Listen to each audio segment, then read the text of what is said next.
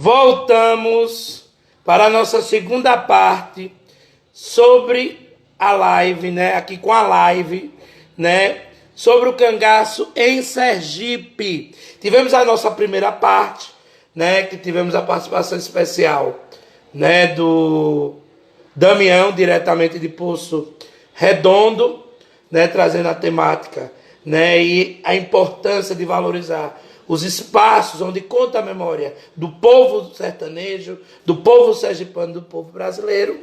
Vemos a participação de Damião, a participação especial diretamente de Poço Redondo. Vocês vão ver isso na primeira parte. E agora, na segunda parte, dando continuidade, essa aula sensacional com o professor, o historiador, pesquisador, Kefos Ebrahim.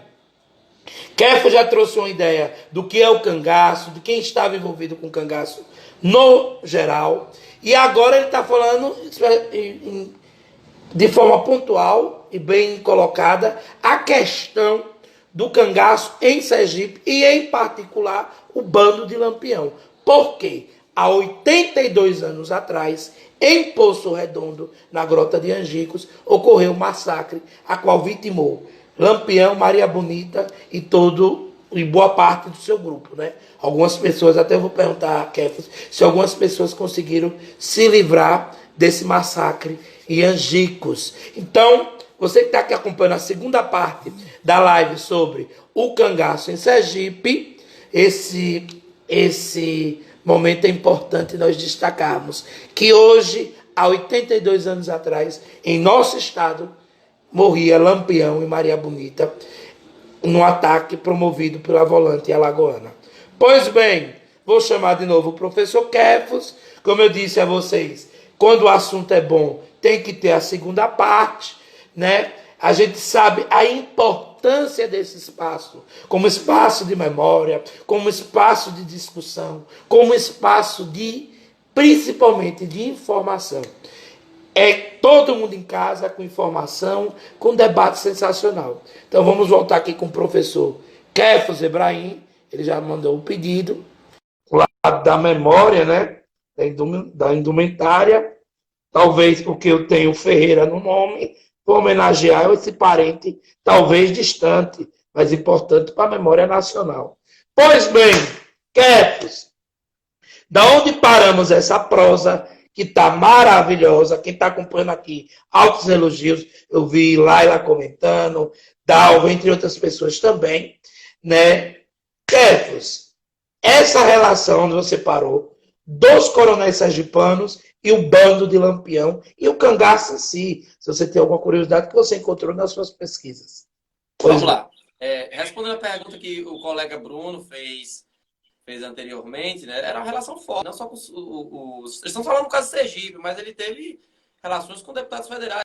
Podemos citar o Floro Bartolomeu, que era apadrinhado político do Padre Cícero, lá no Juazeiro. Inclusive, Lampião teve entrada no Juazeiro, né, a pedido do Padre Cícero, para formar, por ideia do Floro Bartolomeu, que era deputado federal no período, né, para integrar forças de combate à coluna Prestes naquele período. Né? Só que o Lampião de besta não tinha nada. Né? Ele vê que uma coluna tão grande como aquela, ele com poucos cangaceiros não poderia enfrentar, ele vai lá, recebe o título de capitão, né, pelo menos de forma, né, informal para ele recebe o título de capitão, mas não combate nada de coluna Prestes, esse plano não entra. Mas só para mostrar a relação que o Lampião tinha de conversa, de entrar com segurança no Juazeiro, que era uma cidade grande naquele período, né? E ter relação com um deputado federal, como era o Floro Bartolomeu, o Padre Cícero Romão, foi prefeito, foi deputado.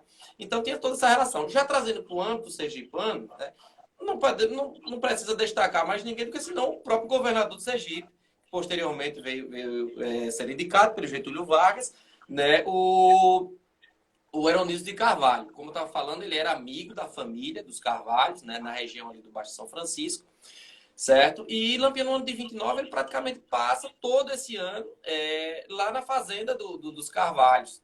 Né? Ele passa esse ano lá na fazenda Jaramataia, que naquele período pertencia ao município de Gararu, certo? Então ele passa todo esse ano lá, tem o coito dentro dessa fazenda, né? Já que essas pessoas que apadrinhavam os cangaceiros eram chamados de coiteiros, né? Lampião era protegido por essas famílias. Aí fica a pergunta, será que o pai do governador de Sergipe fornecia armas, mantimentos, segurança para um cangaceiro, para um grupo de bandoleiros, né? Bom, pergunta no ar. Agora, uma coisa de fato. O coronel José Rufino, ele próprio mesmo combateu diversas vezes com o Lampião, mostrava, sempre que eu entrava em um conflito com o Lampião, eu comparava, né, as armas, os cartuchos das armas de Lampião e do seu bando com o cartucho da Polícia da Bahia. Por incrível que pareça, as armas utilizadas por Lampião e seu bando eram armas mais novas, mais eficientes do que até a própria força da polícia. Aí fica aquela pergunta, de onde é que vem todo esse poder? De onde é que vem toda essa força? Todo esse auxílio? Vem do sertanejo pobre oprimido lá no interior? Não vem. Isso vem de forças políticas fortes, né? E talvez a família do Aeroneiros de Carvalho tenha contribuído para isso aqui no nosso Sergipe. Ô, Kefo, você encontrou alguma coisa da relação dele com a família do Aeronildo de Carvalho? Quero interventor, como você disse, o governador do estado, naquele período, né, o segundo, depois de Augusto Maná, já no Estado Novo. Eu queria entender por quê. Eu conheci a terra de Aeronildo de Carvalho, Canhoba, é ali também no Baixo São Francisco, já entre Propiá e Itabi.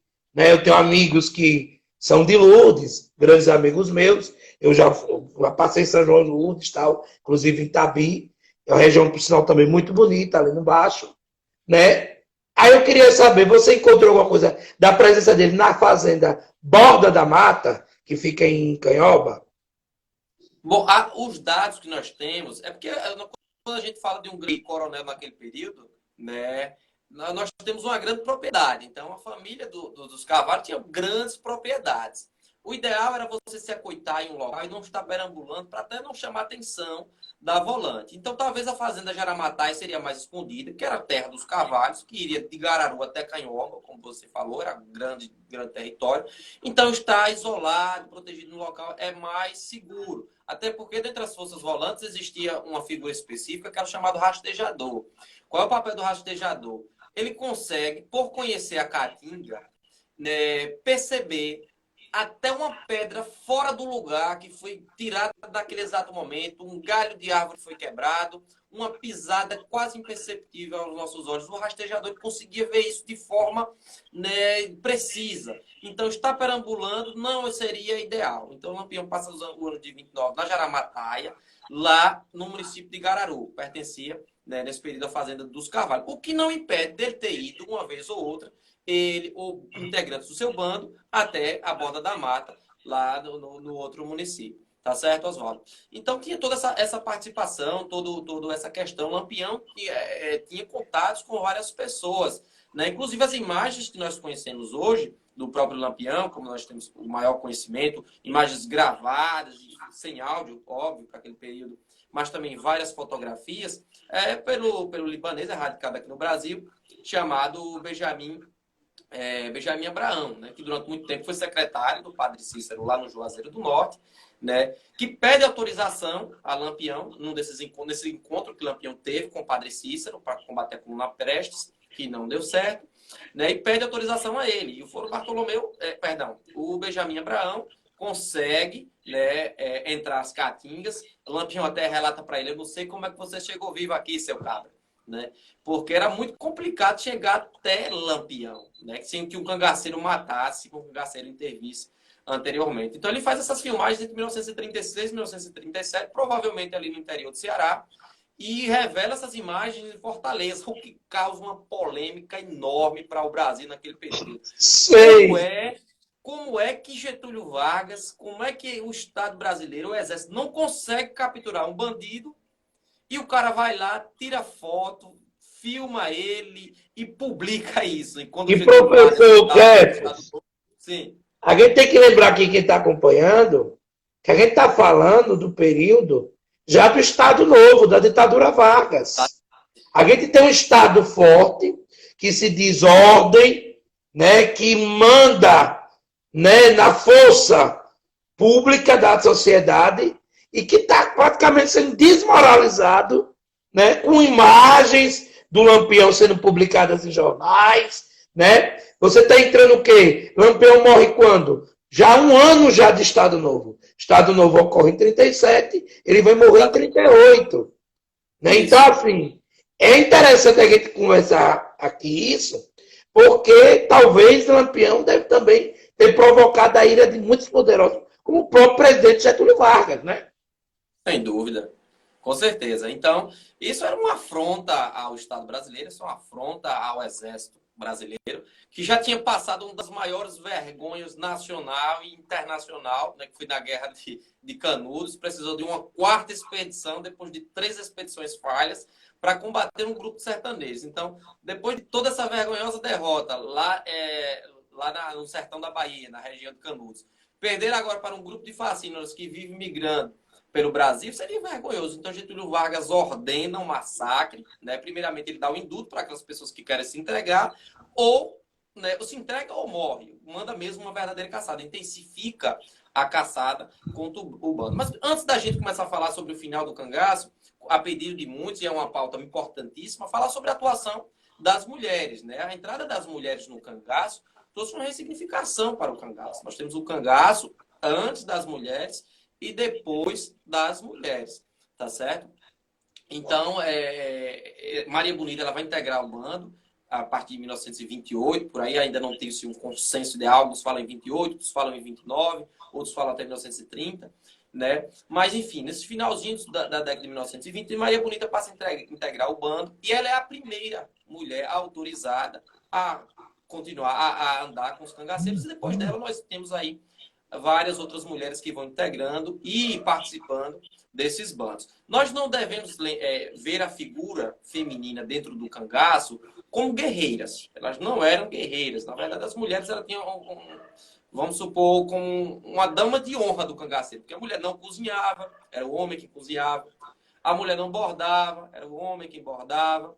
Né? A mulher não brigava, né? Eram os homens que disputavam com a polícia. Elas tinham apenas armas de defesa pessoal. O punhal, que fazia parte até da indumentária do cangaceiro, né, um pequeno parabelo, mas elas não tinham aquela de atirar com rifle, estar lá com metralhadora, como o próprio Lampião tinha no massacre lá de Angicos.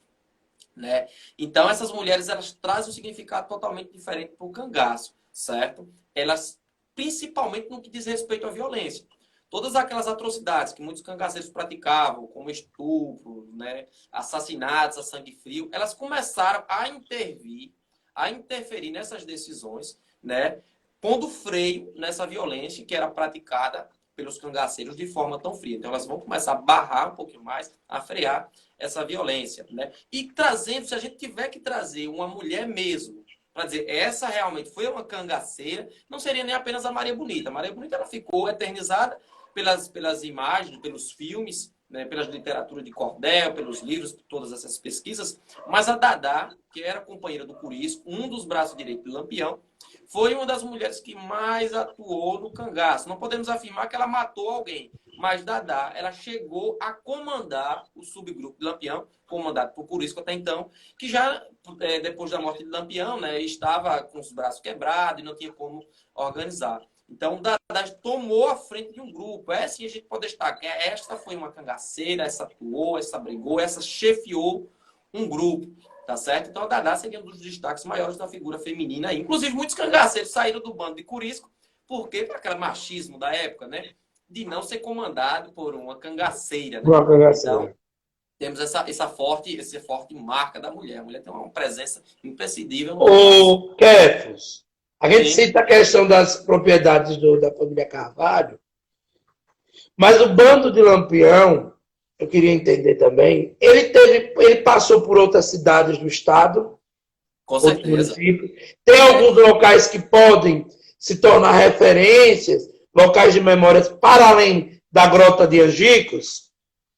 Com certeza, meu querido Oswaldo. A atuação do bando de Lampião, ou pelo menos a entrada de Lampião em alguns pontos em Sergipe, vai muito mais além do que o sertão sergipano. Ele adentra todo o sertão, pelo agreste. Inclusive, nós temos até aí uma pequena polêmica que nós vamos falar já já, de uma possível chegada de Lampião até a cidade de Laranjeiras.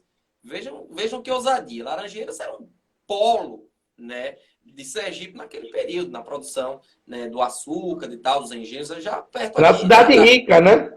Exatamente, com certeza. Então, como é que Lampião consegue chegar em Laranjeiras, a Laranjeiras. É a tal de uma cirurgia, né? Uma conversa de uma cirurgia que tem aí.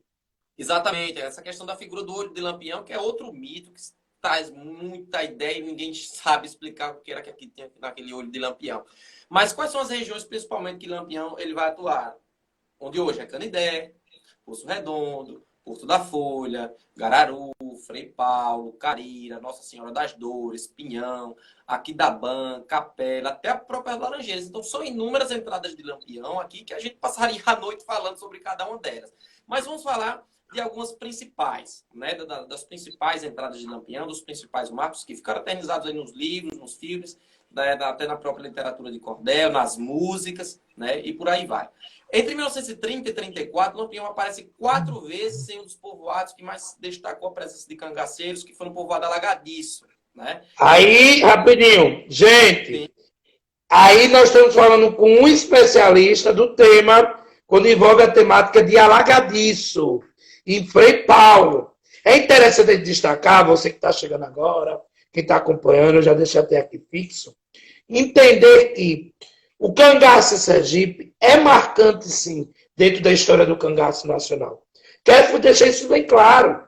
Né? Relação política, questão social, questão regional também. Né? A gente está trazendo um pouco essa geografia, onde encontrava esses locais aqui em Sergipe. E agora ele vai para um lugar bem específico, interessante, que eu até um dia quero conhecer, esse povoado de Frei Paulo. Pois bem, o que é que aconteceu em Alagadiço?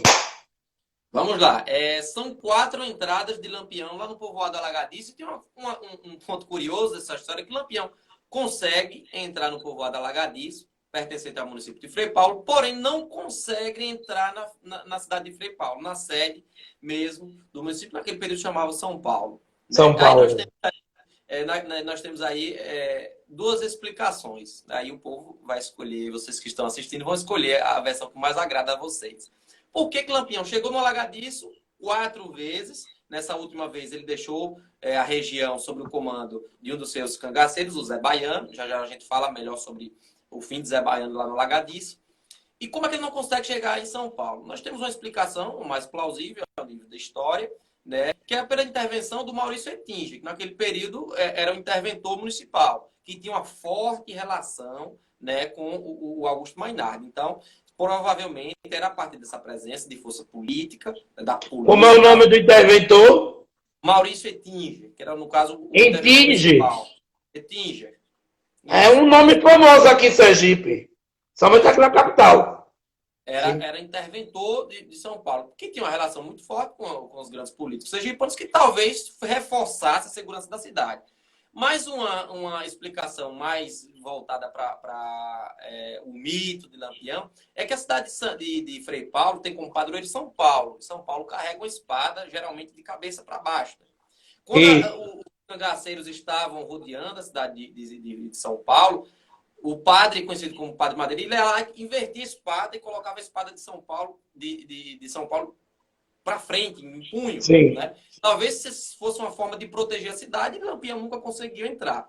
Outra estratégia, essa daí chega até a ser engraçada, do próprio Padre Antônio Madeira, que era sempre que as margens da cidade de São Paulo estava sendo sitiada por cangaceiros, né, ele fazia um velório falso. Colocava um caixão de madeira lá na frente da capela, fazia todo aquele processo, toda aquela questão de missa, de corpo presente e tal. E Lampião, como muitas pessoas ainda não conhecem, era uma pessoa que prezava pelos bons costumes, pelas regras da sociedade naquele período, e não invadir uma cidade em clima com velório tão triste. Então, essa estratégia do Padre Madeiro ou do Maurício Etinge, ou as duas em si, impediu Lampião de entrar na cidade de Frei Paulo. Porém, entrou 4 vezes no povoado Alagadiço, cometendo várias atrocidades, roubos, assassinatos, inclusive foi matar uma pessoa lá, não achou, matou o filho, né, sem problema nenhum, ele não perdia viagem. Nessa última viagem, na 4ª viagem, em 34, ele vai deixar sobre a região um dos seus mais conhecidos cangaceiros, né, que é o Zé Baiano, dominando ali a região de Frei Paulo, Ribeirópolis, Pião, Carira, aquela região ali, fica sob o comando de Zé Baiano. E aí nós temos uma outra curiosidade sobre o cangaço aqui em Sergipe, que é essa figura mítica do Zé Baiano, que passa a atuar em determinado espaço aqui em Sergipe. Zé Baiano ele é conhecido por ferrar as mulheres com o JB, de José Baiano. Essa é uma coisa também que está sendo muito mitificada por algumas pessoas que tentam contribuir para a história, mas que, na verdade, acabam, né, que desmerecendo um pouco das pesquisas, né? Nós não temos vários casos da figura de Zé Baiano ferrando mulheres. Nós temos 2 casos específicos que aconteceram na cidade do Canidé, por uma questão de vingança do Zé Baiano, depois que a sua família sofreu represália da Força Volante de Alagoas. Ele vai lá para se vingar da família dos policiais que fizeram isso e ferra 2 mulheres, certo? Zé Baiano, quando foi morto, foi encontrado aquele ferrão mesmo de ferrar o gado, né, dentro do seu bordal. Mas relatos, imagens de outras mulheres ferradas por Zé Baiano nós temos?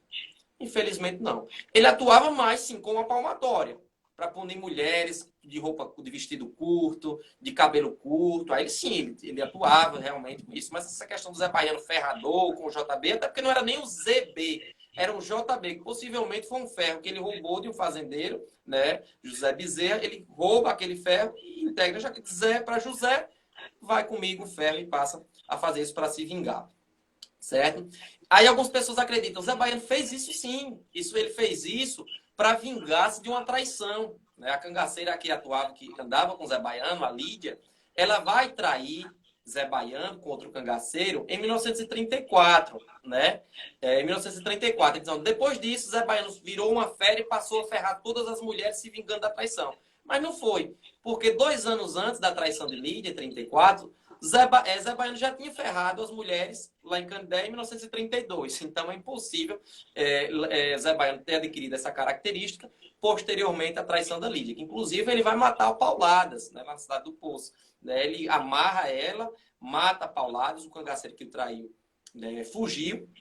Ele mata ela a pauladas e passa a noite chorando do lado do seu corpo, amarrada e morta. Ele se arrepende de lavar a honra. Sim. É interessante destacar isso, que a gente vê, né? Para a época, o posicionamento de repressão, né, do patriarcado, que era o Brasil, né? Naquele momento. Sim, ele é misógino. Ele é machista, como boa parte dos cangaceiros. A gente tem que entender a época. As mulheres estão lutando, tipo, as mulheres conseguiram o direito a votar em 34. Né? Em 34. Viria a ter mais direitos ainda à frente. Ainda até hoje as mulheres estão aí lutando para ter o seu espaço, né, contra a violência doméstica, que, diga-se de passagem, agora na pandemia aumentou. Né? Portanto, nós destacarmos isso, porque a gente não pode também deixar de passar que era o quê? Para a época, sim, era um grupo misógino, machista, né? Você vê essa presença de uma certa moralidade para a época, como você mesmo disse, palmatória, quer dizer, combate a adultério, tem de qualquer forma o posicionamento forte cristão católico no sertão do Brasil, então isso ainda é muito forte como tradições. E é importante entender a época para a gente perceber também, né? Perceber também esses sujeitos que estavam nessa busca por justiça, nesse fenômeno social, que também tinham essas contradições. Né? Tem 2 perguntas aqui. Olha, vamos lá. A primeira, eles matavam por matar, os cangaceiros. Algum fato marcante na passagem de Lampião, né? A Cássia, né? Em Nossa Senhora das Dores, em Dores. Vaneide colocou, sim, eu usei o termo misógino, apesar atual, para justamente apontar o que é estrutural. Muito bem, Vaneide. E como mulher, é interessante destacar isso. Você vai ver a mulher, mas muitas das vezes a mulher não está na condição ali, né, como seria a protagonista. Não. A gente percebe um machismo, sim, estrutural da época. Nós estamos falando do Brasil, do sertão nordestino, precisamente nos anos 30. Essa mulher ainda está lutando, está resistindo, está enfrentando todo esse machismo estrutural, essa misoginia. Agora, Lampião teve em Nossa Senhora das Dores e os cangaceiros matavam por matar. Vamos lá. Essa questão da morte de cangaceiros geralmente se dava por vinganças, né? Que volantes, famílias oligarcas, né, coronelistas promoviam a familiares de cangaceiros. Esses cangaceiros entravam para vingar crimes passados, muitas vezes. Em outros casos, né, esses crimes eram cometidos por rixas, né, individuais. Chegou na região, né, sabe que aquele cara tem dinheiro, é um grande proprietário e não entregou, então mata ele para servir de exemplo para que ninguém nunca mais faça isso. Então isso era comum, né, mas geralmente muito por vingança, né? Inclusive os próprios volantes que combatiam os cangaceiros entravam também para vingar a morte de algum parente que foi morto por algum cangaceiro. Então, era vingança de um lado, vingança para o outro, o que contribuía para a intensificação da violência no sertão nordestino. Nós temos várias entradas de Lampião em vários territórios sergipanos, né, como perguntaram ali sobre Dores, ele vai entrar em Dores, ele vai saquear a cidade, mas nós não vamos ter, assim, pelo menos, conflitos a níveis, né, de guerra. A gente poderia destacar o conflito de Maranduba, lá em Poço.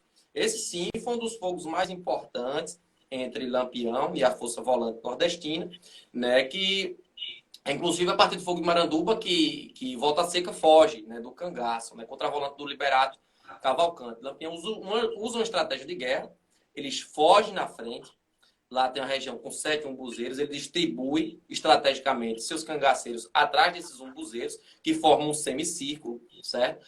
Quando a Força Volante entra, eles vêm naquele fogo cruzado, né? Vem na Força Volante que vem atrás, os cangaceiros que estão à direita, à esquerda e à frente. As Forças Volantes sofrem uma enorme baixa, mas foi um dos conflitos mais importantes que nós temos aqui, né, em Sergipe, a Batalha de Maranduba, lá no município de Poço, certo? Outro fato importante da presença de Lampião em Sergipe é o nascimento de sua filha, né? Pediram até para falar ali, se não me engano. Isso, que nasceu em Porto, né?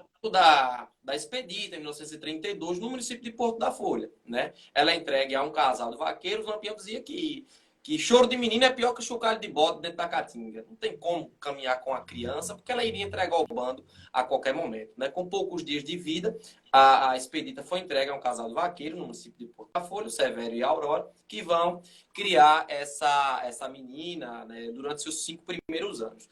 Posteriormente, né, depois da morte de Lampião, quando Lampião morre, ela tinha 5 anos de idade, o cangaceiro Juriti entrega a existência da menina ao estado de Sergipe, né? E aí um voador manda buscar a menina, né? E aí, antes mesmo daquele irmão do Lampião que eu falei lá no início, que não entrou no cangar, é o João Ferreira, tenta pegar a menina, mas o juiz proíbe. Ela vai para lá, ela só volta para a mão do seu tio, vai ser criada lá na cidade de Propriá, com o João Ferreira, só depois, né, quando ela já está com 8 anos, aí ela consegue levar uma vida comum. Mas Lampião visitou a Expedita entre 2, 3 vezes, né? Ela, em alguns relatos, fala da lembrança, né, do seu pai, da visita do seu pai, da visita de sua mãe. Ela confessava que realmente tinha medo, né, de ver todas aquelas pessoas com toda aquela indumentária visitando ela. Ela era criança. E ela disse que os pais adotivos dela, entre aspas, nunca negaram a existência dos pais biológicos. Ela cresceu sabendo que era filha de Lampião e Maria Bonita. E durante toda a sua infância, ela cresceu mais com trauma do que com orgulho. Posteriormente, depois de sua fase adulta, com os grandes pesquisadores a procurando, esclarecendo o que foi o cangaço, quem foi o cangaço, a própria filha da Expedida, que é a Vera Ferreira, a neta de Lampião, e se debruça sobre os estudos sobre o cangaço, começou a integrar, né, e a esclarecer essa ideia. Hoje ela tem o orgulho, sim, posteriormente ela passou a ter o orgulho de ser filha do Lampião Maria Bonita, mas nos primeiros anos de vida, de forma nenhuma, ela odiava quando falava do cangaço, tinha vergonha de dizer que era filha de Lampião e de Maria Bonita. Né? Isso só para a gente encerrar essa parte de Lampião andando por Sergipe, vamos falar dessa questão do olho de Lampião. Né? Muitas pessoas, Lampião tinha o olho furado, tinha o olho vazado e era o cego, enfim.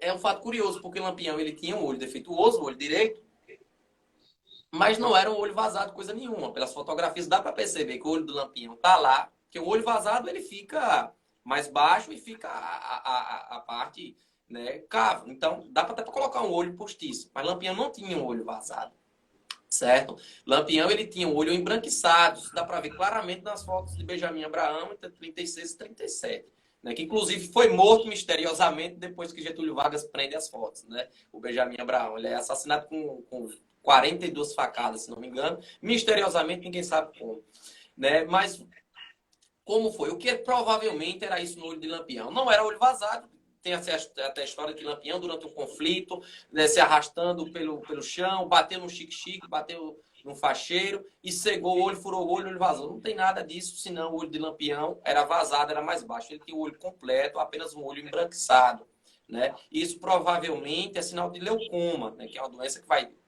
dando ali na pupila do olho e vai embranquecendo. Dá para perceber claramente, se vocês observarem as fotografias do Benjamin Abraham, você vai ver que ele tem um olho mais embranquiçado, certo? Que possivelmente ele vai se tratar com o doutor Bragança, na cidade de Laranjeiras. É óbvio que ele não vai entrar com um bando, muito menos ornamentado como um cangaceiro. Ele chega disfarçado, né, de um coronel, ninguém conhecia a figura, né, pessoal de Lampião, então ele entra caminhando na cidade de Laranjeiras, passa alguns dias lá internado, nesse hospital, né, lá em Laranjeiras, e em um dos dias de repouso, já depois de ter feito esse tratamento no olho, ele foge, né? Ele sai do hospital caminhando e deixa escrito de carvão na parede lá, né? Que você não tratou, deixou uma mensagem para o doutor Bragança, que você não tratou de nenhum coronel, você tratou do coronel, do capitão Virgulino Ferreira, vulgo Lampião, né? E voltou, entrou em Laranjeiras caminhando e saiu caminhando de Laranjeiras. Como isso é possível, professor?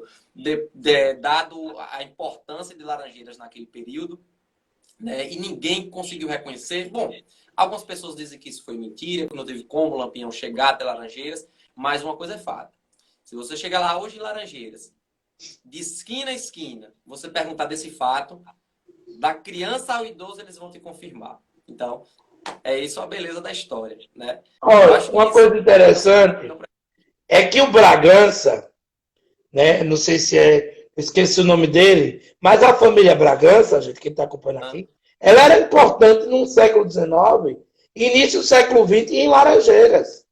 Né? E Laranjeiras, lembrando, era um grande centro médico e jurista, porque boa parte dos filhos dos engenhos ia estudar no Rio, ou na Bahia, ou em Recife, e quando voltavam para Sergipe, né, abriam seus consultórios, no caso dos médicos, em Laranjeiras, e no caso seus advogados, escritórios em Laranjeiras. Laranjeiras, até a década de 20, década de 30, era um grande centro cultural, grande centro científico, tanto que ela era apelidada o quê? Atenas Sergipense. Agora é interessante o Kepler trazer isso, porque é um fato que, para o imaginário de uma comunidade, existiu, mas para os documentos e para a historiografia, não tem condições. Né? A gente for confirmar isso. Você vê pela fala de um pesquisador. Né? Agora, é como o Keflo mesmo disse. Vai eu e Keflo chegar agora lá vou botar na Praça da Matriz, do Sagrado Coração de Jesus em Laranjeiras, e dizer que Lampião não passou lá. É capaz de eu e Keflo sair de barco paulada.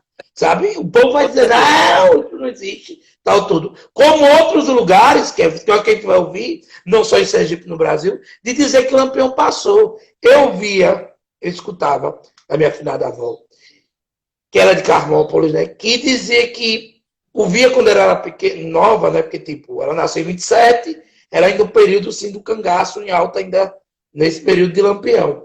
Então, ela disse que pequena ouvia. Olha, vamos se fechar as casas para dentro, porque Lampião está passando por aqui, está chegando em Carmópolis. Na época não era nem Carmópolis, era Carmo. Então tinha toda essa. Também todo esse lado mítico, né? Essa questão popular. Entrando nesse aspecto, a Laila Camila fez uma pergunta. Pode falar da contribuição do Lampião para a valorização do Nordeste? Porque o Nordeste passou a ser visto e notado, acho que ela disse por causa do Lampião. Realmente, eu percebi uma coisa, Kefas. Tanto em bibliografia, tanto em filmagens, em filmes, né? O tema sobre o cangaço é bem trabalhado. E a gente entra né? E a gente entra, às vezes, numa série que cria polêmicas, debates calorosos, porque sempre tem isso, né? Aquele debate que, por si só, como a gente fala de personagens que em si são por si só polêmicos, acaba que a historiografia, o próprio olhar, né, do assunto, acaba se tornando também um debate. E o que eu gosto de destacar isso, Kefis, é porque a pergunta de Laila me traz algo sempre visível. Fora Nordeste, se você vai para o Sul e Sudeste, quando você coloca um chapéu desse, né? Você passa logo, já pensa, não, aí é do Nordeste, é da terra de Lampião. É impressionante como a figura do cangaceiro é algo muito presente. Mesmo o cangaço já ter sido extinto, é uma figura ainda muito forte, né? Para o imaginário coletivo do povo brasileiro, quando vai identificar Nordeste. É como você, Bahia, que vem logo à cabeça, uma baiana. Quando você vai identificar logo o Rio Grande do Sul, é um gaúcho com bombacha, né, cuia, não sei o que lá. O Nordeste, quando você vai pensar o Nordeste e o Sertão, logo vem à cabeça o cangaceiro. A figura ficou muito bem representada. Claro, pode ser um estereotipo? Pode, sim. A gente pode colocar assim no debate. A gente poderia passar aqui à noite, entre inúmeras lives, com essa temática. Mas é importante destacar que a figura do cangaceiro, agora nesse contexto, não só do Lampião, mas do cangaceiro, quando eu falo cangaceiro, por causa do cangaceirismo, do cangaço como um todo, é muito importante para essa região, culturalmente falando. É interessante destacar isso. É tanto que o campeonato, como é que nós chamamos a Copa do Nordeste? Para fazer uma brincadeira com a Champions League. A gente chama o quê? Lampions League. O apelido da Copa do Nordeste é Lampions League. Né? Quer dizer, para dizer que é da terra de Lampião, do lado do cangaço. E aí eu quero que você traga também na sua fala agora, com seus estudos, o que vai ser o cangaço? Agora, o que é 28 de julho de 1938 e o que é o cangaço depois desse processo, desse massacre, né? Como é que outros cangaceiros também irão se destacar para além de Lampião, pós-massacre da morte dele? Como é que fica o bando, os sujeitos? Tem a figura também de Dadá, que vai ser bem importante nos anos 70, no sentido dos estudos sobre o cangaço, né? Eu queria que você pontuasse isso aí. Bom, vamos lá, Oswaldo. Primeira coisa, vamos fim do cangaço em Sergipe. O início do fim do cangaço, entre aspas, porque como você bem colocou aí, o cangaço ele não chegou ao fim ainda. O cangaço, pelo contrário, ele se eternizou na história, né, através de filmes, através de livros, através de pesquisas, de música, de cinema, de teatro. Enfim, o cangaço ele permanece mais vivo mais do que nunca. Né? Como você vê aí, a figura do cangaço até hoje ele é difundido em todo o Brasil, no Nordeste. Então o cangaço está mais vivo do que nunca. Quando é que o cangaço vai começar a se desconstruir, se desmontar aqui em Sergipe? Como ele continua pós-Lampião para se tornar toda essa história que nós temos hoje, conhecimento, história do povo nordestino, conhecida a nível mundial, né? O fim do cangaço aqui em Sergipe, ele começa a se dar já com o massacre de Zé Baiano e seu bando da povoada Lagadiço, né? Antônio de Chiquinho, que era um coiteiro de Lampião e do grupo. Eu acho que a conexão, né? Um minuto, Kefos. Oi? A conexão, pode voltar, que deu acho que um delay. Isso, vamos lá. Pode Então, ele era falar. pressionado de um lado pelos cangaceiros e de outro lado pelas forças policiais, pelas forças volantes. Inclusive, o próprio Antônio Chiquinho, que era o coiteiro, ele foi preso em Caíra, encaminhado para a delegacia de Jeremoabo, né? E só conseguiu ser solto porque ele tinha amizade naquele período com famílias, né, importantíssimas de Sergipe, inclusive com o próprio Zezé do Pinheiro, que pediu intervenção ao interventor Augusto Mainardi, que conseguiu libertar Antônio de Chiquinho lá em Jeremoabo. Então ele volta com essa ideia.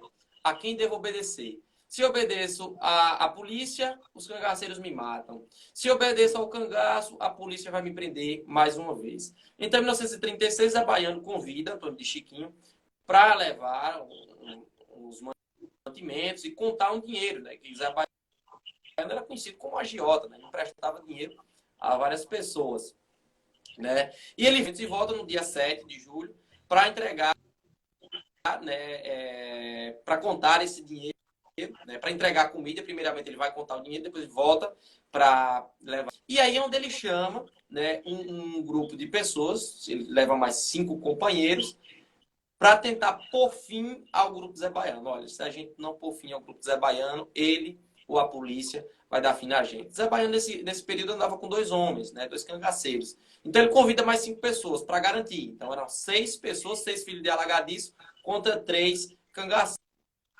Então eles vão até lá, a região marcada, né? E chegam lá, levam surpresa, porque de contra 3 cangaceiros eles encontram 4, né? Em vez de 6 contra 3, foi 6 contra 4. E se deu esse embate lá na região, proximidades do Alagadiço, né? Uma batalha feroz, corpo a corpo mesmo. O Zé Baiano era um lato alto, forte, né? E foi ruim para eles conseguirem, né? Mas depois de toda aquela batalha, toda aquela briga, eles conseguiram dar fim aos 4 cangaceiros lá no Alagadiço. Esconderam esse fato por 18 dias, com medo de uma repressão por parte, né, do grupo de Zé Sereno, que era primo de Zé Baiano, que é um dos chefes dos subgrupos de Lampião, né, de eles chegar lá e vingar a morte do primo e a morte do companheiro de estrada. Então, depois disso, depois que ele não vê nenhuma retaliação, eles informam as autoridades que vão lá exumar o corpo. Inclusive o Volta Seca já nem era mais cangaceiro, já estava atuando na Força Volante. Vai fazer parte da exumação e do reconhecimento dos corpos, né? Neste período aí, o Herônimo de Carvalho já era interventor, né? E vai premiar os filhos de Alagadiço em dinheiro e dando a possibilidade de posse dos pertences dos cangaceiros que ali foram mortos, certo? Depois de Herônimo de Carvalho permite a formação de uma volante local, certo?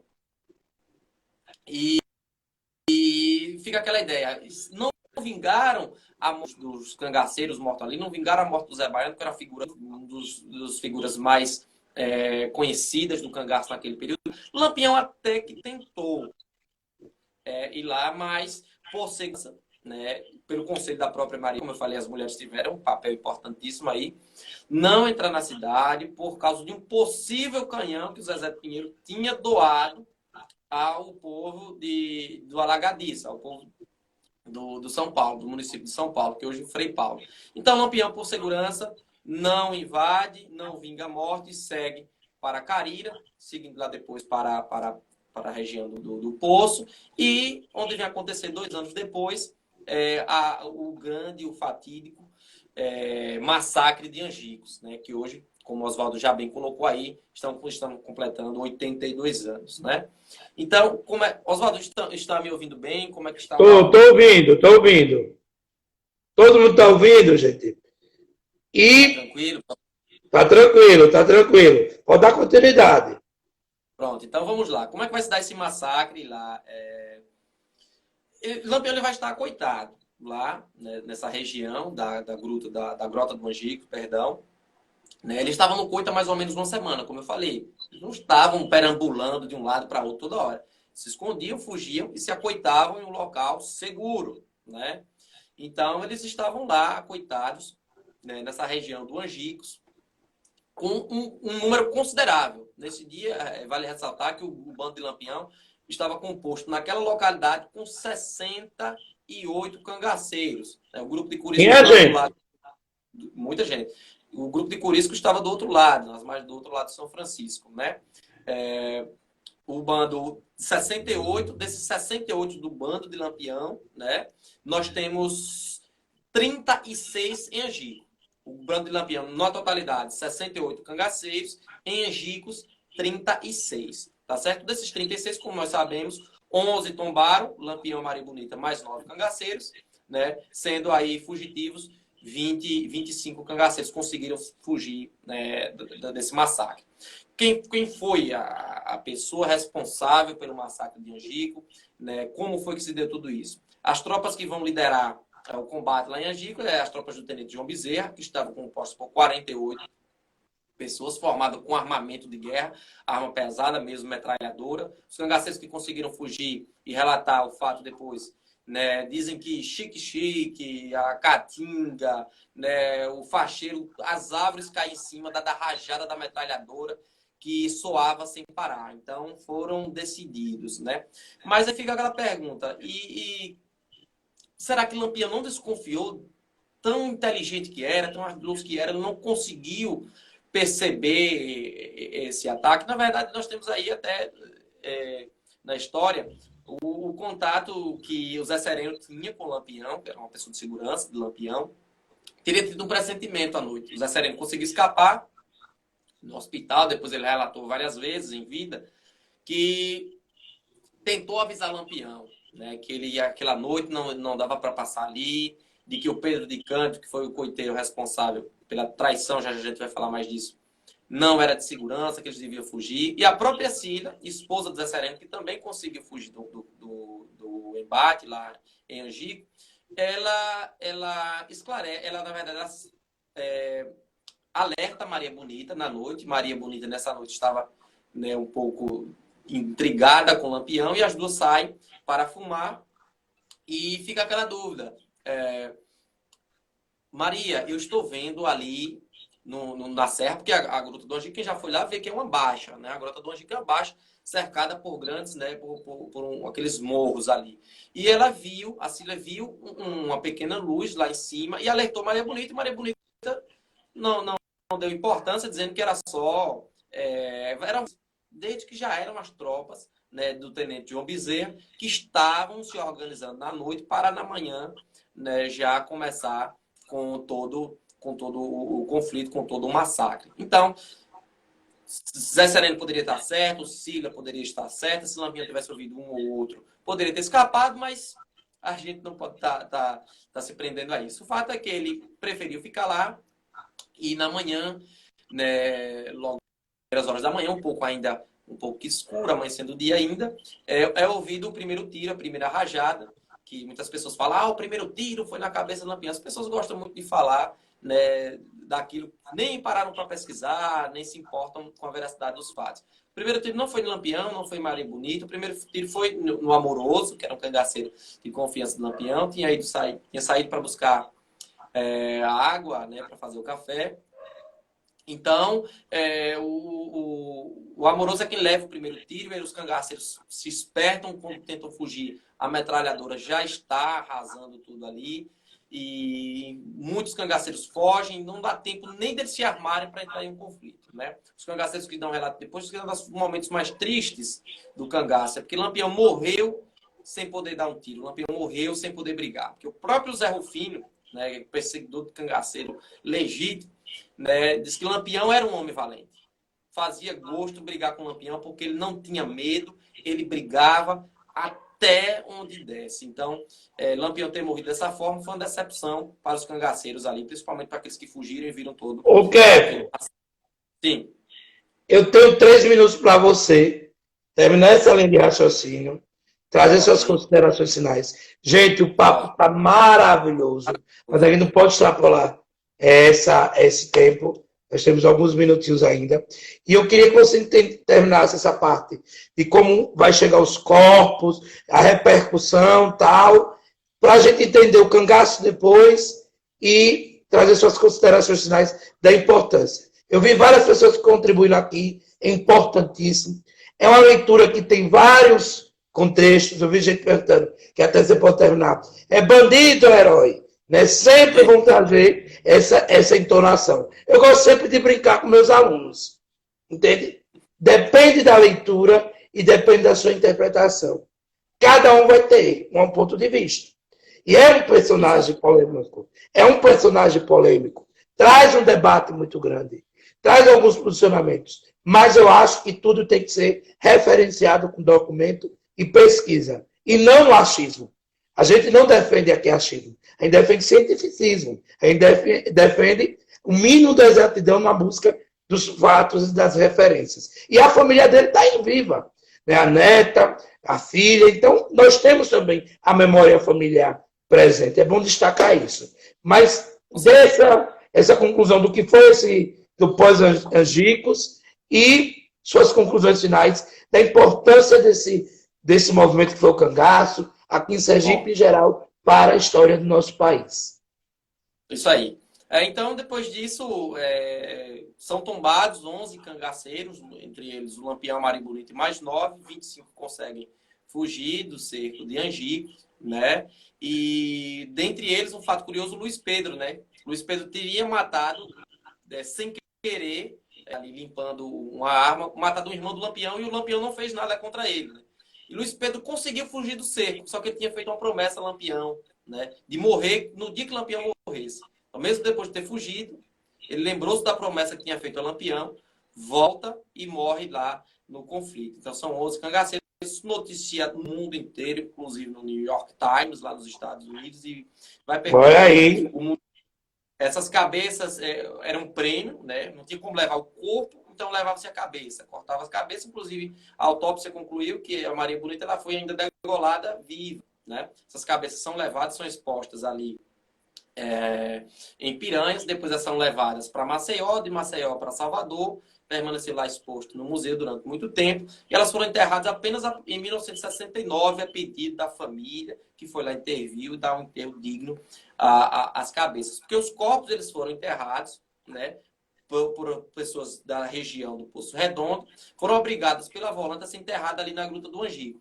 Que posteriormente a Gruta do Angico, naquele período, como não era um rio permanente, era um pequeno riacho, como a gente chama, possivelmente depois veio uma enchente, esses corpos, como foram colocados em covas rasas, foi levado pela força das águas e esses corpos não temos paradeiro, né? Então, esse é o fim deles, mas lá conseguiram escapar várias, né? O Sila, a criança, o Balão, o Zé Sereno, a Dulce, o Moreno, do Vinho, enfim, várias pessoas que vão contar como foi o massacre de Angico. Aí fica aquela dúvida, a gente deve acreditar fielmente nessas pessoas que estavam lá, que estavam presentes.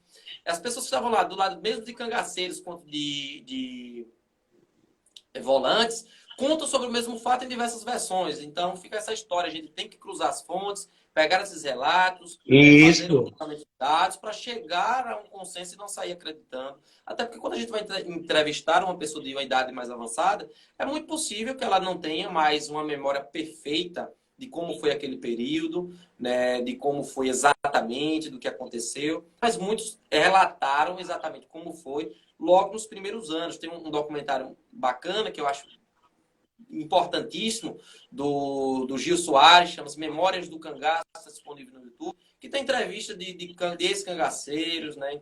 Entrevistas aí, inclusive foi colocado para fora pela mulher do Curisco, a Dadá, que não aceitava dar entrevista para ninguém. Ela perdeu uma perna, né, quando o cangaço vai chegar mesmo ao fim, né? Esse cangaço, como nós conhecemos, ele vai chegar ao fim com o Lampião. Na verdade, ele resiste mais alguns tempos. Alguns cangaceiros se entregam e outros vão resistindo até definitivamente o 25 de maio de 1940, quando as tropas do coronel Zé Rufino, em seco, derrota Curisco e os últimos resistentes do cangaço. E o cangaço morre aí, professor? Ele morre aí, Oswaldo? Na verdade, o cangaço, na minha opinião, ele começa... Tivemos outro problema na conexão. É normal, tipo, choveu. Calma. Kefos. Não tá muto. Tá muto. Kefos.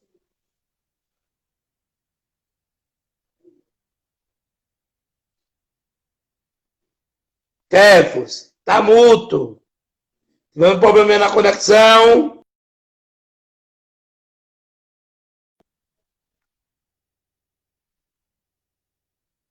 Gente, eu tive que tirar Kefos que eu não estava escutando.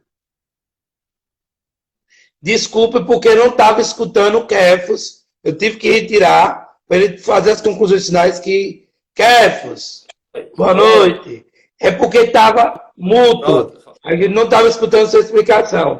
Então, assim, eu tive que retirar você para você voltar, para que a gente possa escutar. Agora está tranquilo. Conclua, porque a gente tem pouco tempo agora, só temos 6 minutos. Então, e o papo está sensacional. A gente queria ter mais tempo.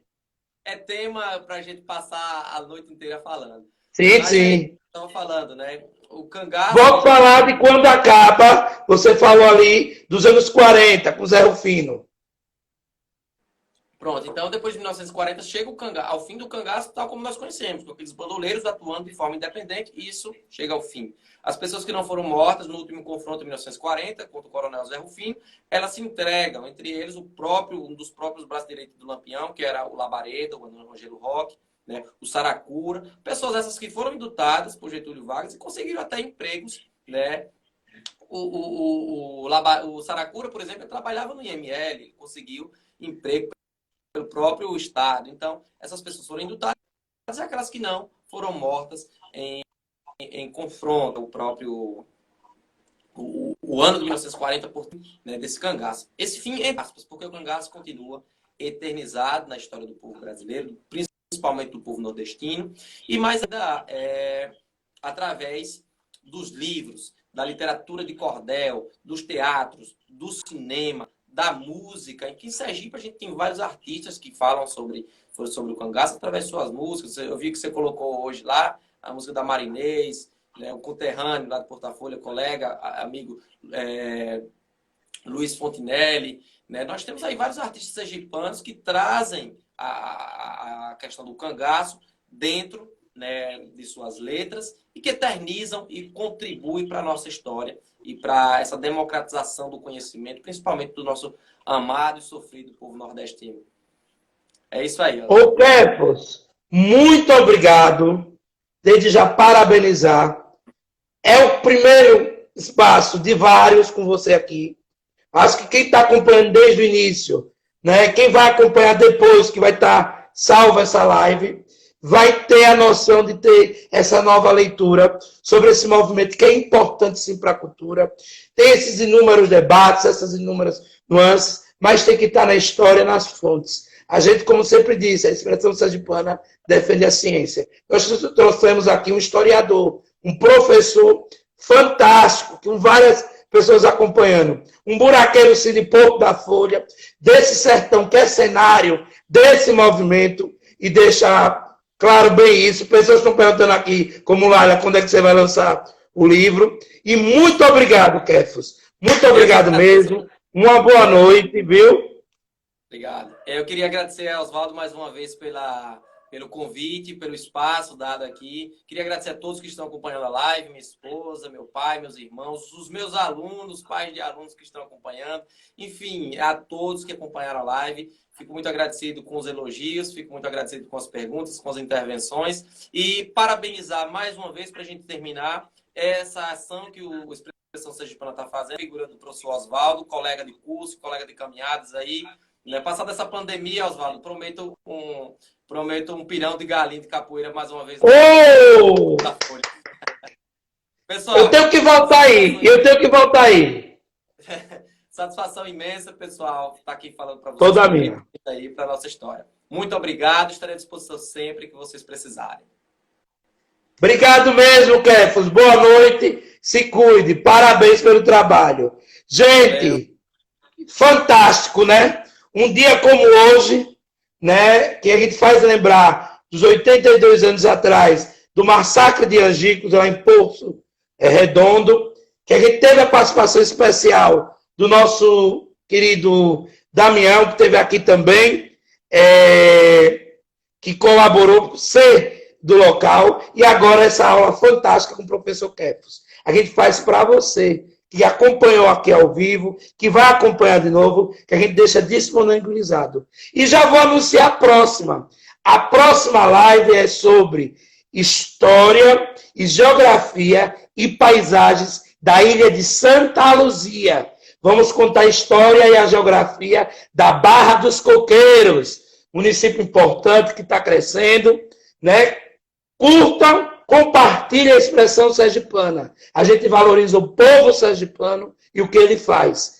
É lembrando de fatos como esse, que ocorreram aqui em Sergipe, que a gente fortalece nossa sergipanidade.